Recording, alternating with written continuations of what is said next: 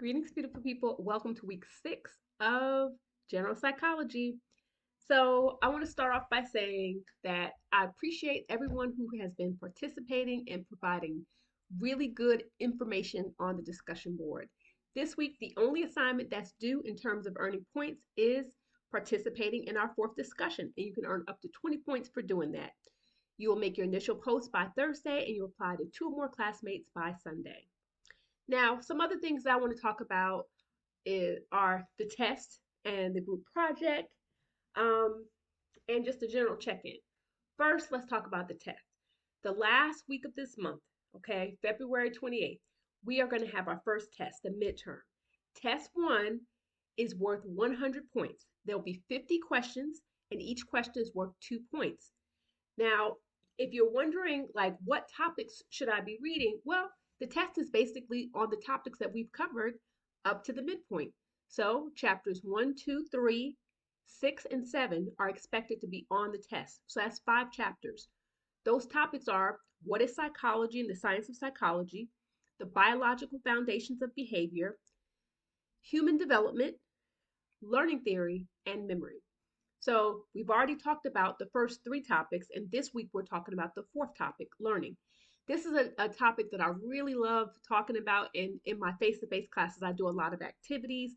I've actually made 2 YouTube videos on this topic of learning theory, one on classical conditioning and one on operant conditioning, and you can see those in the Canvas thread or the Canvas module titled Learning. I might even link them in the description or in the comments to this video. But you'll read all about Pavlov.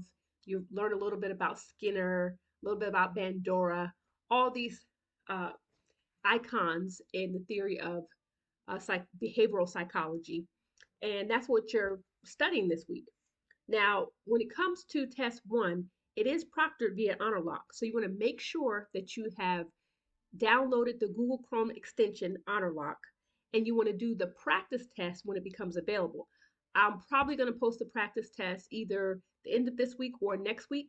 And remember, the actual test is the last week. So week 8 is when you'll have access to the test. In general, I usually publish the test by Wednesday, and then it is due on Sunday, and it usually stays open until like Monday. So I try to allow like 5 days for the test. That way, people can have plenty of time. If you miss the test, it's not a big deal.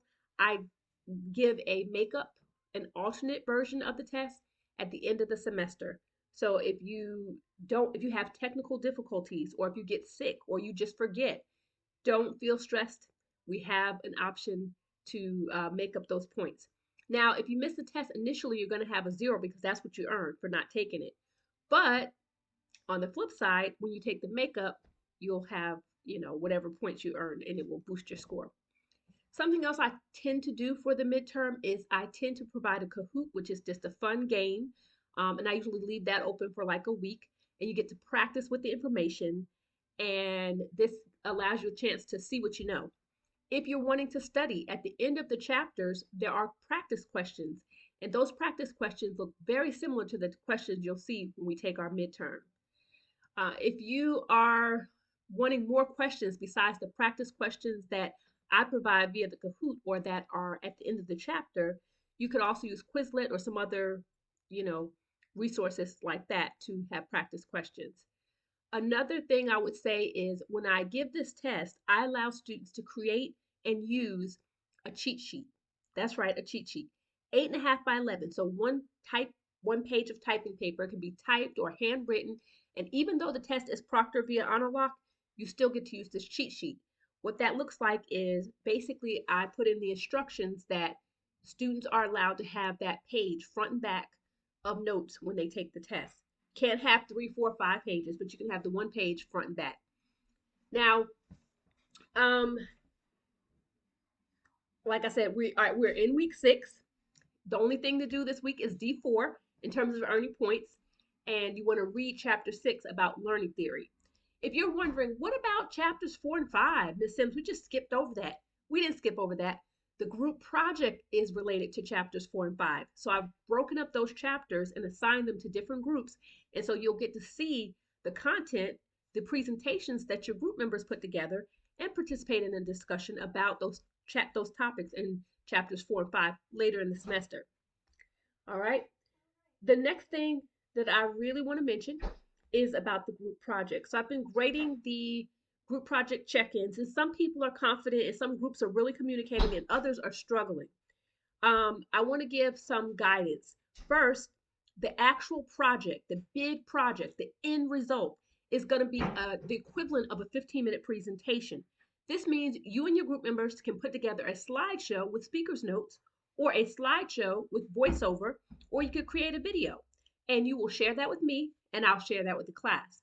This presentation or project is based on research. So you and your group members will have researched your topic, which means you should have a minimum of 3 references.